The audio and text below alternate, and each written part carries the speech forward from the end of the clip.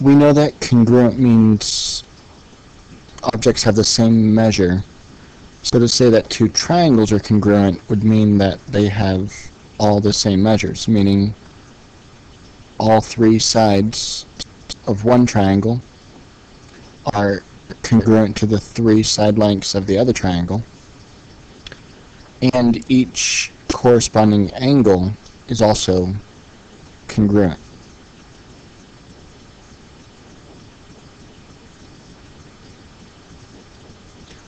So you could say that triangle ABC is congruent to triangle DEF if and only if angle A is congruent to angle D, angle B is congruent to angle E, angle C is congruent to angle F, so that way we have all the angles, corresponding angles are congruent. Also, side BC is congruent to side EF, AC is congruent to DF, and AB is congruent to DE. If all six pieces are congruent, then the two triangles are congruent to each other.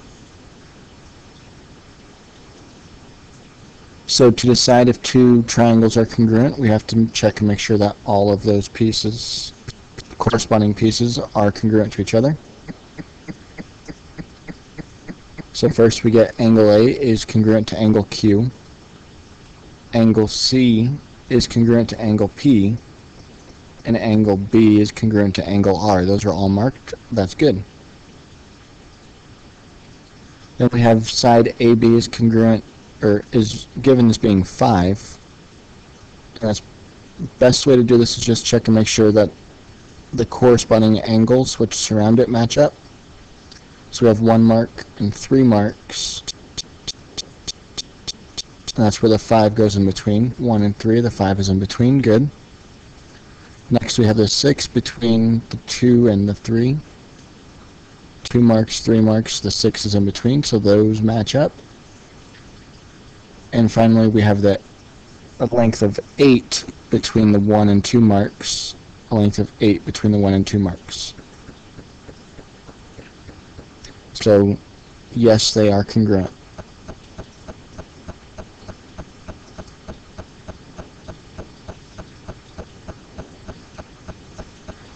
So if we write it out in corresponding order, we have ABC, triangle ABC is congruent to Q, because Q corresponds with A. B corresponds with R, so R has to go second. And C corresponds to P, so P is the third letter. For the second example here, GHI and JKL. So G is going to match up with J according to the way it's written. H has to match up with K. And I will match up with L, the way that they're written. So angle G, first off, is not congruent to angle J. So that right there tells us that the way they are written, the triangles are not congruent. Not the way that it's written.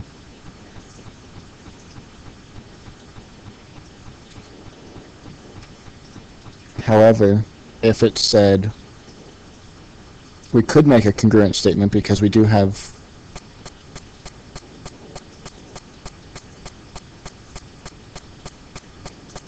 three congruent angles. H is congruent to K, I to J, and G to L. And then we have side length of 4, which are corresponding, side length of 3 are corresponding, and the side length of 6, those also correspond.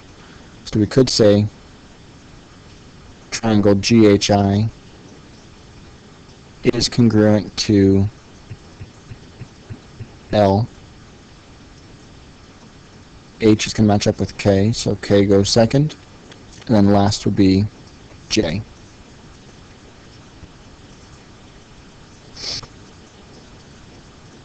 Now there are some shortcuts that we can use to prove triangles are congruent. We don't need all three angles and all three sides all the time.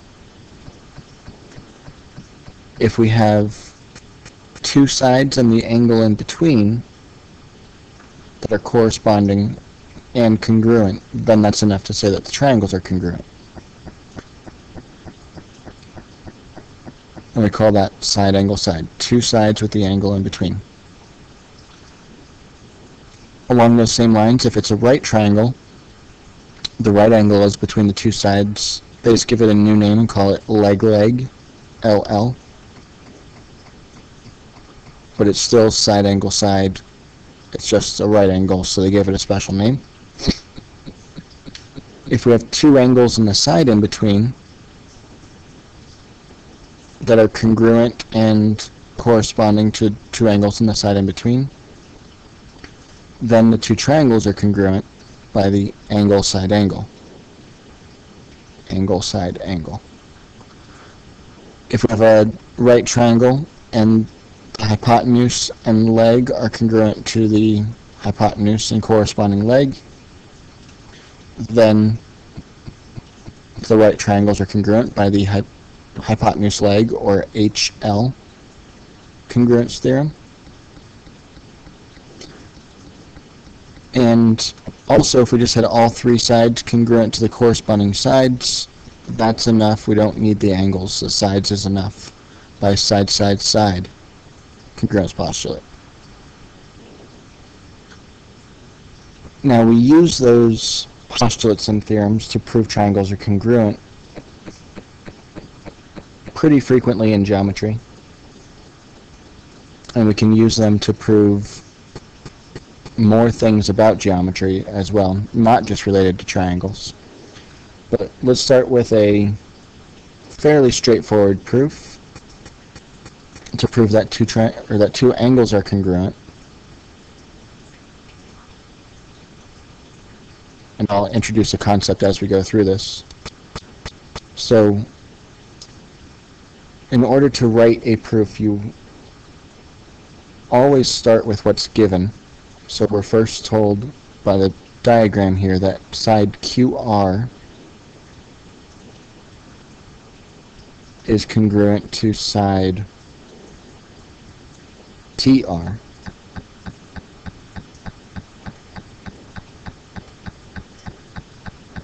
We're also told that angle Q is congruent to angle T.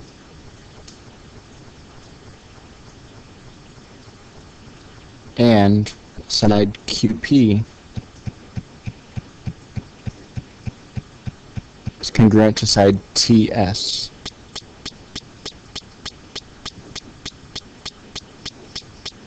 All of those are given in our picture.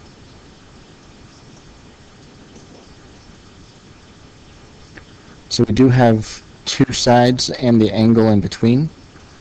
That's enough to show that two triangles are congruent. Triangle PQR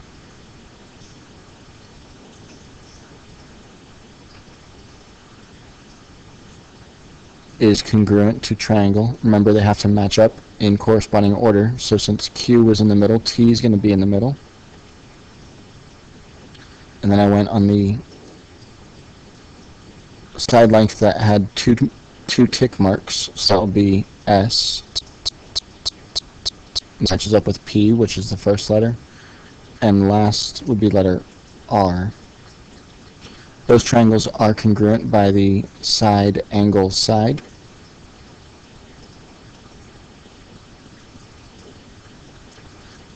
But in the directions, we weren't asked to show that the triangles are congruent. We were asked to show that angle P is congruent to angle S.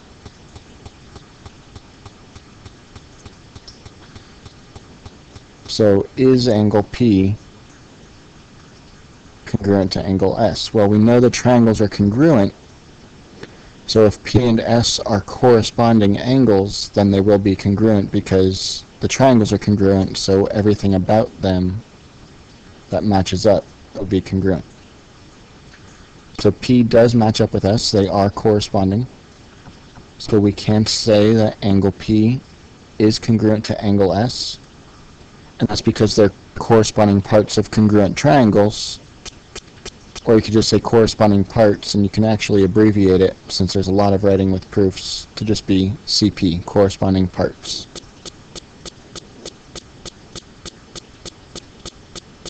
So let's look at another proof.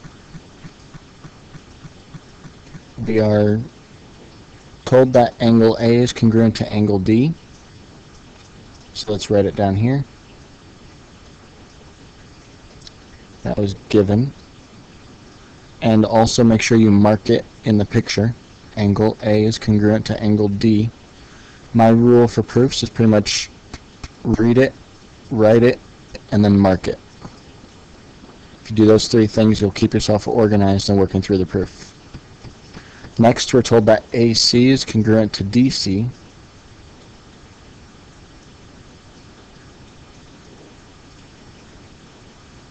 That was also given to us. And now let's mark it. AC is congruent to DC. And we're asked to prove that AB is congruent to DE. We've already seen that vertical angles are congruent. So that means angle ACB, we have to use 3 letters because there's 2 different angles, well, 4 different angles at that vertex C, so we have to use 3 letters. Angle ACB is congruent to angle DCE because they're vertical angles, and vertical angles are congruent.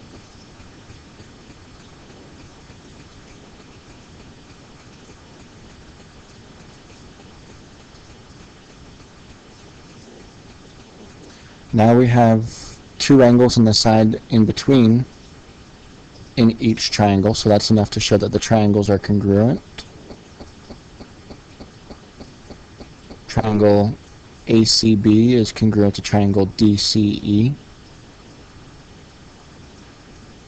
That'll be because of angle side angle.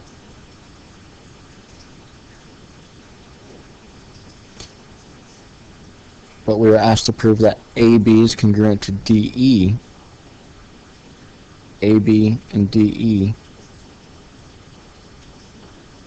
those are corresponding sides of the triangles, and the triangles are congruent, so we can say that AB is congruent to DE because of corresponding parts.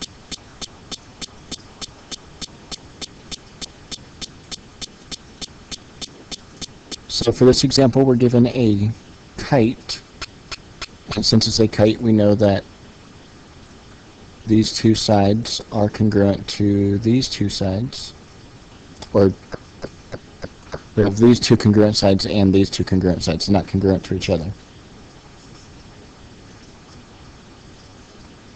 So if we want to prove that angle A is congruent to angle C, the first thing that we can do is we could draw a line from B to D, draw the diagonal.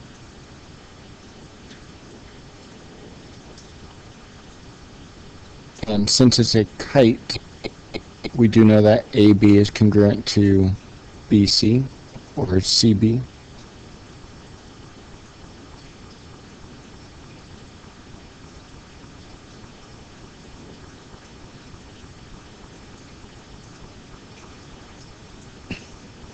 Also, AD is congruent to CD.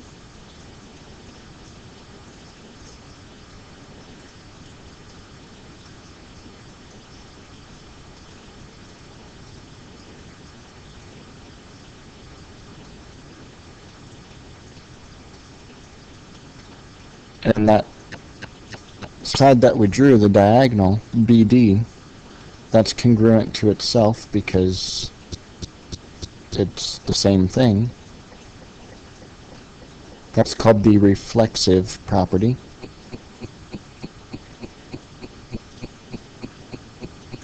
So now if you look, this kite has been cut into two triangles. Those triangles are congruent by side, side, side. So we can say triangle ABD is congruent to triangle CBD by side, side, side. So therefore, we're trying to prove angle A was congruent to angle C. They are corresponding angles, so they are congruent by corresponding parts.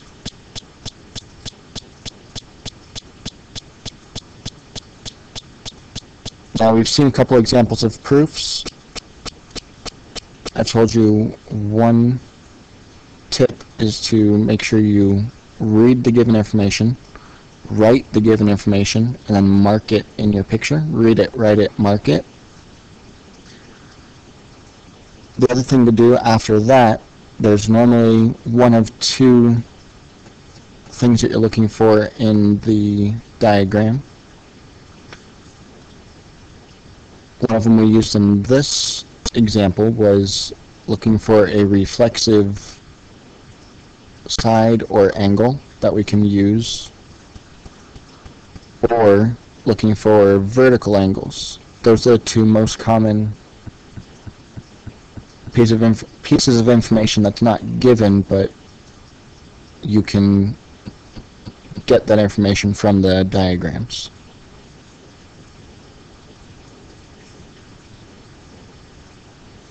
So some more theorems related to triangles would be with an isosceles triangle, since the two sides are congruent, the base angles are also congruent. And the converse of that is also true. If the angles are congruent, then the sides are congruent, and it's an isosceles triangle. I'm not going to go through the proof, but the key to this would be to draw the line that goes to the midpoint of AC. So since that's the midpoint, these two sides would be congruent on the base. And we have a reflexive side, so the triangles are congruent by side, side, side. If we do that on the base angles being congruent, you draw the line that goes to the midpoint. Very similarly, we can get the sides being congruent.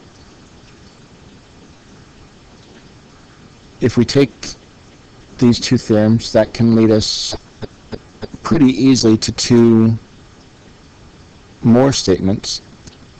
First of which is every equilateral triangle is also equiangular. And that just basically comes from, no matter how you look at this, we have two congruent sides, so the angles are congruent. But if you rotate it and look at these being the two congruent sides, that means that those base angles have to be congruent. So therefore, all three angles are congruent.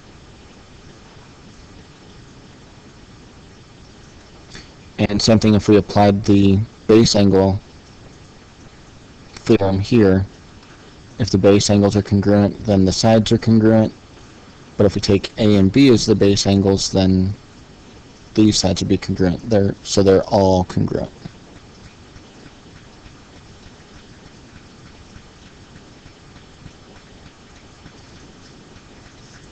So now let's look at this example.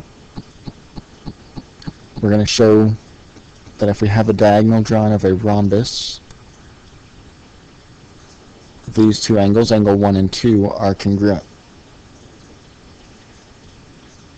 So we're given that this is a rhombus, so that means that all the sides are congruent. In particular, AD is congruent to CD.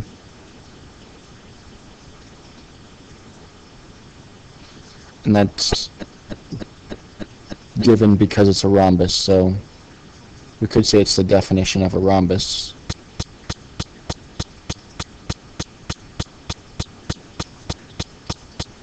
But then if the sides are congruent, then that means the base angles are congruent. If the sides are congruent, then the base angles are congruent.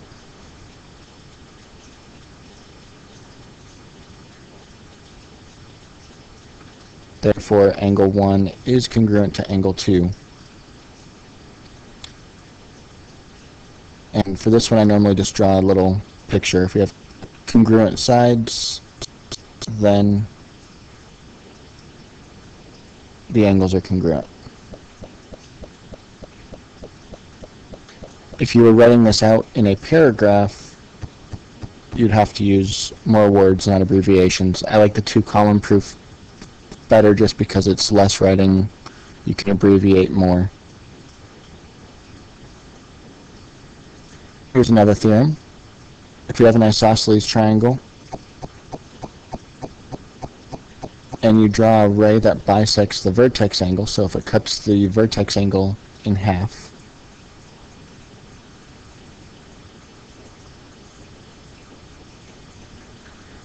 then that means that that same line is also a perpendicular bisector. You could prove this. You can prove all theorems, and they have been proven by somebody at some point. But if you draw it and it is an angle bisector, BD is also congruent to itself, so you get the reflexive property there. So we have two triangles that this is split into, and they are congruent because of side angle side. Since they're congruent, that means angle ADB and CDB are congruent, which means they both have to be 90 degrees. Also, these two sides down here, AD and CD, have to be congruent because they're corresponding parts as well. So if it's an angle bisector of an isosceles triangle, it's also a perpendicular bisector of the base. There's just a vocabulary term. Median is the segment that connects the vertex of a triangle to the midpoint of the opposite side. So if D is a midpoint, AD is a median.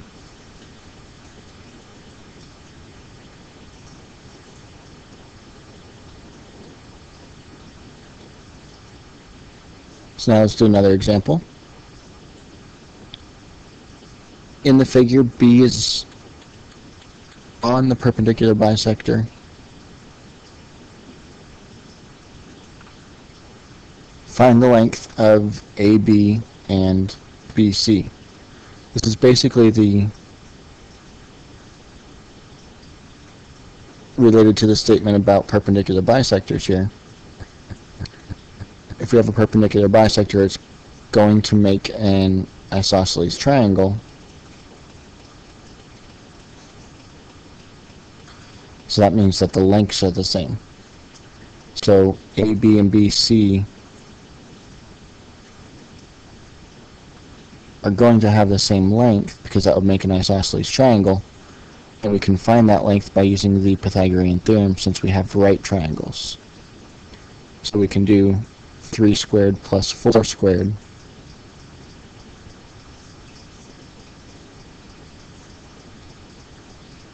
So that's 9 plus 16 equals c squared. That's 25 equals c squared, so c equals 5. So AB and BC both equal 5.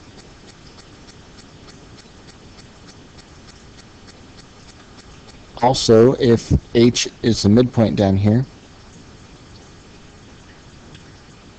find angle EHF. Well, since it's a midpoint and it is an isosceles triangle, we could conclude that these two sides that it's cut in two halves, the two smaller triangles, they are congruent because of side, side, side. FH is reflexive. So angle EHF, that is going to be a right angle because we get congruent triangles, so the two angles have to be congruent. So angle EHF is 90 degrees. And our last little theorem is about the exterior angle. If you extend one side of a triangle, you can draw the you do draw the exterior angle. Angle 3 is an exterior angle.